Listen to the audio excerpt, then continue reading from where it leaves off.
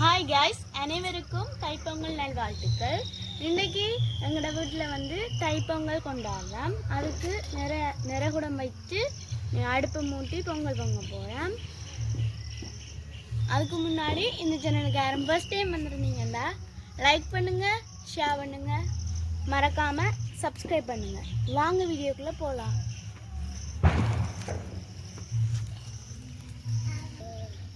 இப்போ தம்பி பானையை தூக்கி அடுப்பில் வச்சுட்டேன்.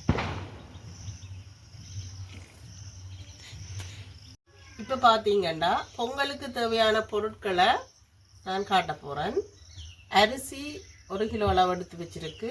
பால் தேவையான அளவு நாங்கள் கொஞ்சம் கூடையும் பாவிக்கலாம். கச்சான் முத்து வறுத்து தோலெல்லாம் நீக்கி எடுத்து வச்சிருக்கு. பிளாம்ஸ், பயறு, சர்க்கரை, ஏலக்காய் இவ்வளோத்தையும் சேர்த்து தான் நாங்கள் இன்றைக்கு எங்கள்கிட்ட சர்க்கரை பொங்கலை செய்ய போகிறோம். இனி நாங்கள் பானைக்குள்ளே பாலை விட போகிறோம்.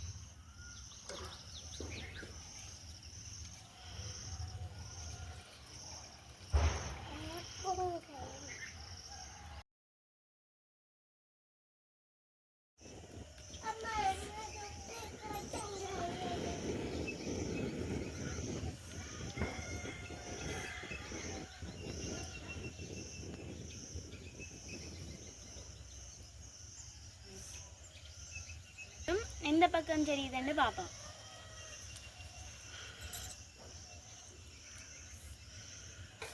கிழக்கு பக்கம் தான் எங்களுக்கு சரியுது.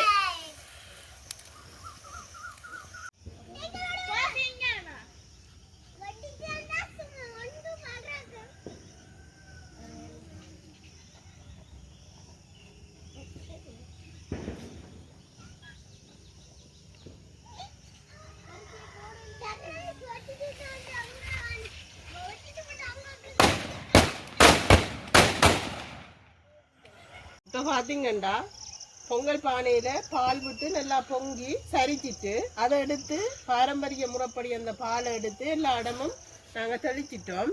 இனி நாங்கள் அந்த பொங்கல் பானையில் எடுத்து வச்சிருக்க இந்த அரிசி பயறு ரெண்டையும் கலந்து அதுக்குள்ளே இப்போ பாரம்பரிய முறைப்படி போட போகிறோம்.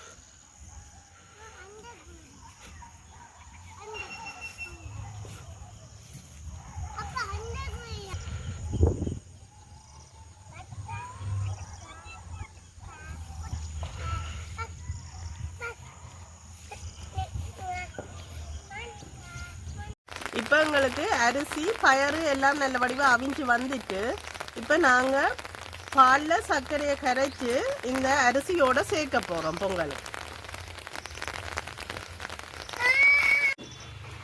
இப்போ பார்த்தீங்கன்னா எங்களோட சர்க்கரை பொங்கலுக்கு நாங்கள் கச்சான், பிளம்ஸ், ஏலக்காய் எல்லாம் சேர்த்தாச்சு. அது சேர்க்குறத நாங்கள் காட்ட முடியாமல் போயிட்டு என்னன்னு சொன்னால் மழை பெய்து கொண்டே இருக்குது. அதால் உங்களை தனித்தனி எடுத்து காட்டலாம் போயிட்டு எல்லாத்தையும் சேர்த்து ஒரு சுவையான இனிப்பான சர்க்கரை பொங்கல் ரெடி ஆகிட்டு இனி நாங்கள் அடுப்பில் இருந்து இறக்கி பொங்கலை படைக்க போகிறோம். சூரியன் மழைக்கு கொஞ்சம் வடிவா தெரிகிறார் இல்லத்தான், ரெண்டாலும் நாங்கள் இப்ப எங்கட பொங்கலை சூரியனுக்கு படைக்க போறோம்.